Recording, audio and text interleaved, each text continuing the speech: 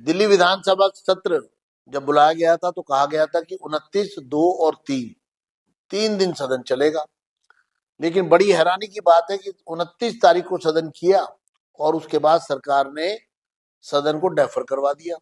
2 और 3 तारीख को, आज 2 तारीख है, सदन होना चाहिए था। आज सदन की नहीं बैठ रहा है, 3 को नहीं बैठेगा और कहा गया 4 को अब सदन बैठेगा। सवाल तो ये है कि जनहित के मुद्दे मुंह बाय खड़े हैं, उन पर चर्चा नहीं करना चाहते। बात आती है पॉल्यूशन की, उस पर जवाब देने को तैयार नहीं है, प्रश्नकाल नहीं करना चाहते। 280 के तहत विशेष उल्लेख के अंतर्गत सदस्यों को अपने मुद्दे उठाने का अधिकार है, वो उनका अधिकार छीना गया है। ध्यान आकर्षण प्रस्ताव नहीं पर सरकार जवाब देने से बचती है। मंत्री किसी भी तरह का जवाब देने से भाग रहे हैं, मुख्यमंत्री किसी भी तरह का जवाब देने से भाग रहे हैं और सदन की बैठकों को डेफर किया जा रहा है। मेरा ये कहना है कि सरकार ने बिना तैयारी के सदन बुलाया, ना तो रिवाइज बजट एस्टीमेट समय से तैयार किए, ना ही दिल्ली की जनता की समस्याओं पर विचार करने का सरकार का कोई मंशा है, और सदन के अंदर ऊट पटांग बातें करना, मुद्दे से पूरी तरह हटकर बात करना, जो असेंबली के अधिकार क्षेत्र में आता है उस पर चर्चा ही ना करना। आखिर मैं ये कहूंगा कि एक तरह से इन्होंने दिल्ली की असेंबली को, दिल्ली की सरकार ने मजाक बनाकर रख दिया है।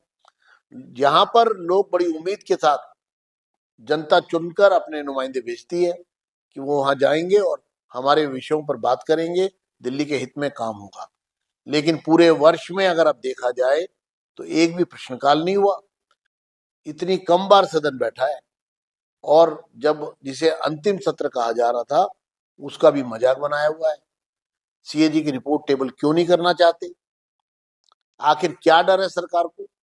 सरकार इसको टेबल करने से क्यों भाग रही है?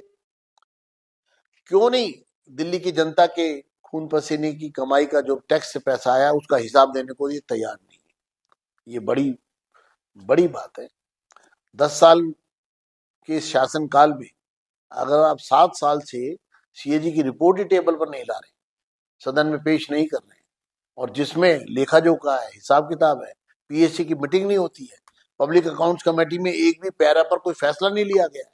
आज तक दिल्ली सरकार की पब्लिक अकाउंट्स कमेटी ने दिल्ली की विधानसभा को एक भी ऑडिट पैरा पर अपने रिकमेंडेशन नहीं दी है।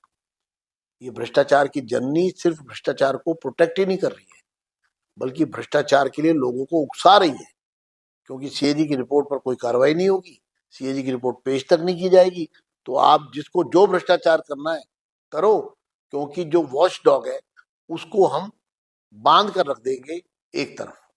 शर्म आनी चाहिए केजरीवाल जी।